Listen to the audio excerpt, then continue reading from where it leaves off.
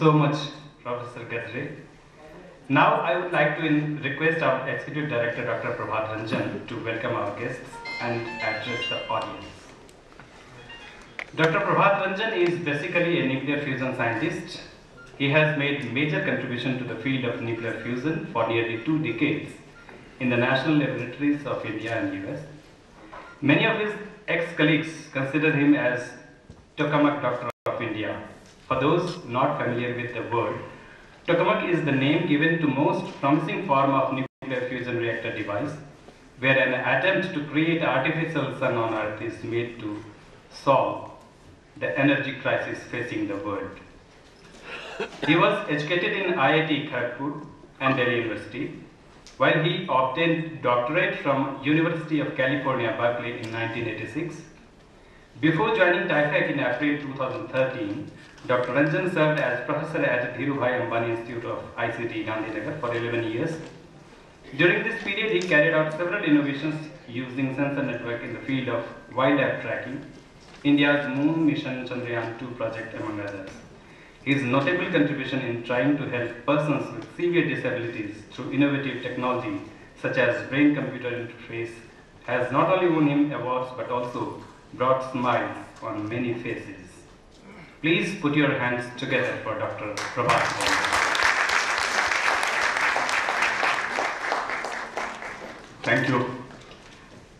Normally I'm not used to giving such speeches, and more so because Dr. Vice has been sitting here, who set up TIFAC, and in fact all the scientists here seem to have grown with him when they were child, or very young people. They have grown with him, and of course he knows much about TIFAC. So to talk about TIFAC, of course I'm nervous about it. But if I talk about TIFAC to anybody, in fact when I was about to join, they would not recognize TIFAC unless I took Dr. Vice Ranjan's name, Dr. Kalam's name, and India Vision 2020. That's how TIFAC is recognized. It's not Dr. Vice Ranjan being recognized because of TIFAC, it's the reverse way.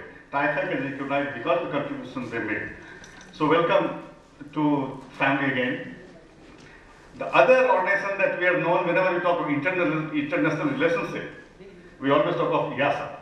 So we are very fortunate this time to have Dr. Paul Kawad with us, Director General, who happened to be in India during this time, and not only for 1 day, he's here for almost a week.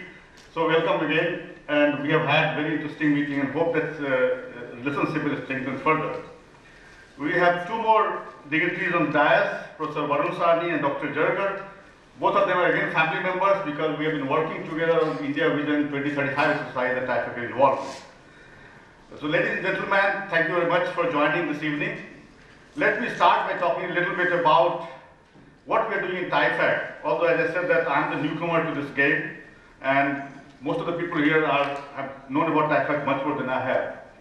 But it's my duty to tell you about what's happening here and what we plan to do. I'm going to divide the talk into various segments. I will start with technology foresight and impact. I think this sums up somewhat the TIFAC's activity, where you don't only do the foresight, but try to create its impact. And so a lot of things that has been done in the past has been driven by this particular thing. I will talk about some of the innovation support program that we have. Our support for industry, both the large industries and the small industries. Then there are a few focus sectoral industries. I'm not going to go into details of any of these. Our international linkages and how we're touching lives through technology. And then go over to just talking a little bit about how we're trying to connect to young, because today the TIFAC is a futuristic organization. It's talking about technology is going to impact next generation. So we need to connect the young people. While we bring the experience of elders and the experienced people, we have to connect the young people because their lives that we are trying to touch. So, as Dr. Vice Ranjan is sitting here, one of the exercises for which TIFAC is known is India Vision 2020, Technology Vision 2020, that was done during his and Dr. Kalam's leadership. Right now we are engaged with Technology Vision 2035 exercise. I'm not going to talk much about it because there is the 2 speakers which are going to talk about this particular thing. But what I wanted to say was the last few months, the TIFAC scientists, through various exercises like vertical scanning, driver identification, scenario building exercise, cross impact analysis patterns, they have started to contribute very good quality input to this whole exercise, which has brought new life to this exercise Technology Vision 2035. So I think the expert committees are very enthused by this, and because we are able to bring in a lot of elements, and this is TIFAC scientist contribution. I want to emphasize on this. As a part of this activity, what we are trying to do is to also go over to state governments and industry. Right now, we are already discussing advanced steps with the Odisha government. We are going to develop a technology vision or technology roadmap 2035 for Odisha government. And we are going to approach other state governments as well. We have been working with technology for site for automotive research for quite some time. We started with the CAR program, collaborative automotive R&D program. Now our role as think tank is being re-emphasized here in this particular case. One of the focus area right now we have is National Mission on Electric Mobility, in which Prime Minister about a year back announced 6 to 7 million electric vehicles on the road by 2020. TIFAC is nucleating the R&D scheme for this in concert with other stakeholders. So this is one of the important programs that is being handled through this. The number of other foresight exercises that are going on that I am not in a position to discuss today. We have a number of schemes to support innovations. One of them is Patent Facilitating Center, which has been running for quite some time on behalf of the Department of Science and Technology. The two things we are doing, one is creating awareness about intellectual property. We have handled hundreds of awareness programs. In fact, very soon we'll be handling another one. And then we are assisting educational institutes and research and development organizations to patent their work free of cost. So all the funding is provided, we renew it and so on. So this is a very important part of support for innovation. We have Citizen Civic program which helps in commercialization of technology. And the number of projects we have supported, just one or two I'm mentioning here. This one is eco-friendly biodegradable metal cutting fluid where vegetable oil is being used instead of synthetic oil. There's another one where low-cost navigation sensor for defense and automobile application has been developed. Similarly, this rubber rolls for cotton ginning machine to reduce downtime and power consumption also provide much better working environment for the ginners has been done. There's one more program, CHIMA program, about which you're going to hear much more today. But we work through this TCF network, we have 7 of these centers around the country, and you're going to hear more about this. I'm going to skip this completely.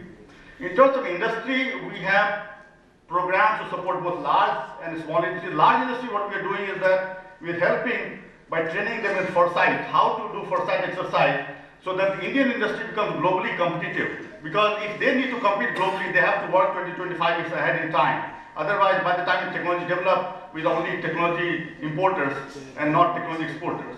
So we are trying to see that we can train them in foresight. One of the first one that we have tried in this has been to train Indian Oil Corporation, and it was our first attempt, but it was very successful. So not only Indian Oil is coming back to us, but also all other oil companies are coming back to us saying that can you train us? Right now we're reaching a technology vision 2035 site, so we're waiting for a little time when we get free. We'll go back to not only them, but also work with other various sectors. So this is the kind of program we have for large industry. For the small industry, we have a number of schemes. One of the schemes is to support MSME clusters, which are technologically homogeneous. In this, we have already set up 21 clusters. You can see it covers a good part of the country, but there are parts geographically missing. Some of the new ones are being started now, and slowly we try to cover not only geographically, but also sector-wise. In this particular case, we used to do hard intervention. Right now, we have been asked the Council to only focus on soft intervention and work with other stakeholders like Ministry of MSME, state government, and so on, to do hard intervention. One new program that we have been asked to take up is to boost MSME export through technology infusion. About a year back, India saw a big drop in exports. And to bring it back, TIFAC was one of the organizations asked to see if technology infusion can help in this.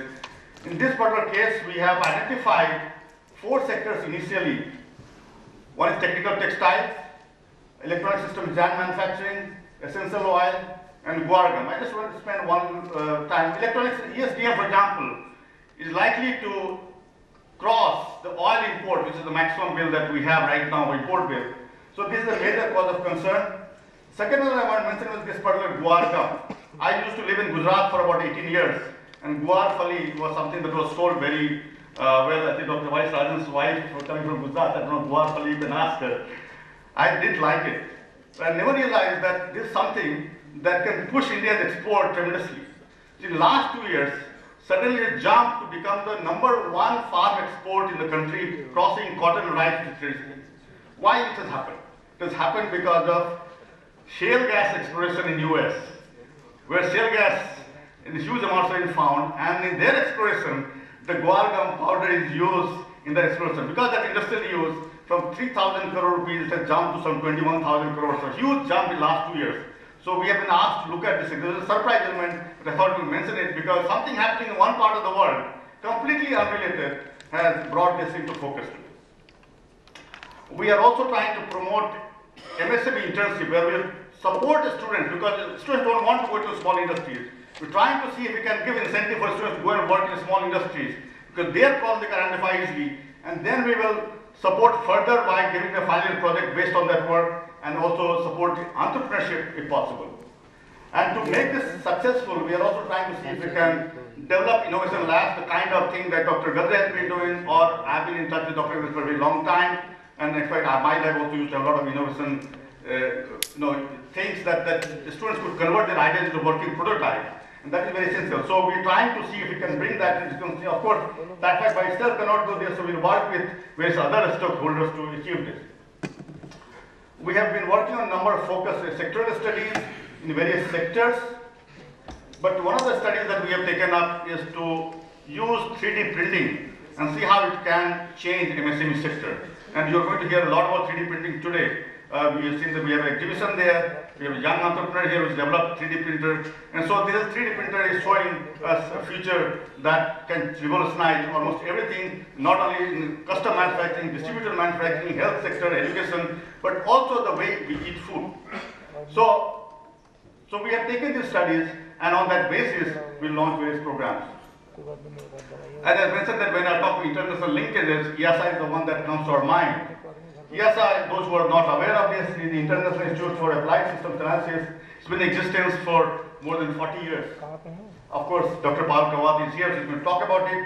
But it conducts interdisciplinary scientific studies in environment, in economic, technological, and social issues in the context of human dimensions of global change. This is the important part, and the interdisciplinary aspect that's very important.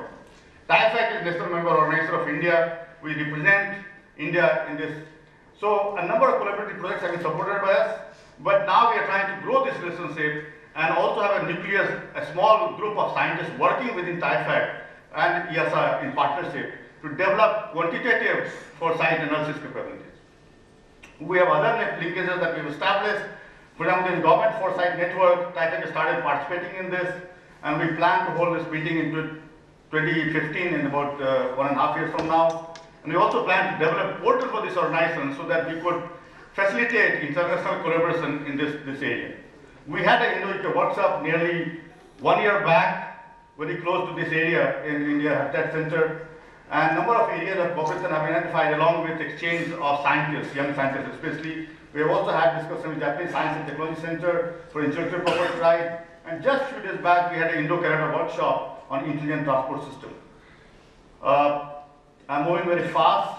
Some of the work we're doing with technology is trying to touch the lives of people. Some of this has been with help from EASA. For example, sustaining and improving rural livelihood through adaptive approaches to land, soil, nutrient, and water management. This is part of Indian EASA program.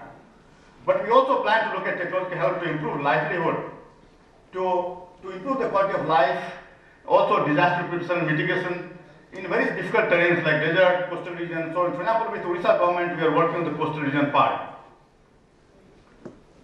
We are looking at developing an intelligent multi-utility electric wheelchair, which will be intelligent so that it can take input from not only from joystick, but from many other things. For example, from brain, through voice, through head movement, through eye blinks, and so on, and allow persons to operate many things, not only move, not have the mobility, but also, for example, be able to speak, be able to operate environment around things, for example, control TV and so on, control computers, but also being able to vote and do financial transactions. We're trying to integrate all this together into that. Our focus will be driving the interface so that various developers like myself in my previous organization or Dr. Gadre and so on can come up with systems which can all fit together. Similarly, we've been doing a work on trying to see if we can identify learning disability at a very early age through brain-computer interface. This is something that I've been doing earlier, so we are continuing this work here. We are also to improve TIFAC's own working. We have initiated an internship program within the TIFAC. So young engineers and scientists and management trainees are coming into our organization, and they're bringing fresh ideas and a lot of energy to the organization. And this is also helping us in sensitizing them for future technology, and it also amplifies our own output. So a lot of work we are doing is through the interns. The kind of topics that you can see is a wide variety of topics that covering from electric wheelchairs to brain-computer interface and so on. So all of these, I'm not going to any details of this. The last part of my slide is connecting to the young. As I said, that the TIFAC being an organization which is looking at future has to connect to the young because they are the ones for whom we are working. So one of the best ways to do is to connect to social media.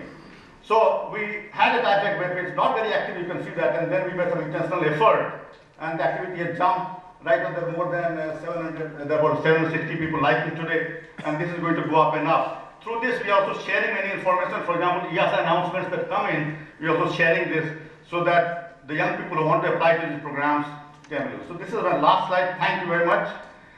We'll move on to the next program. Thanks.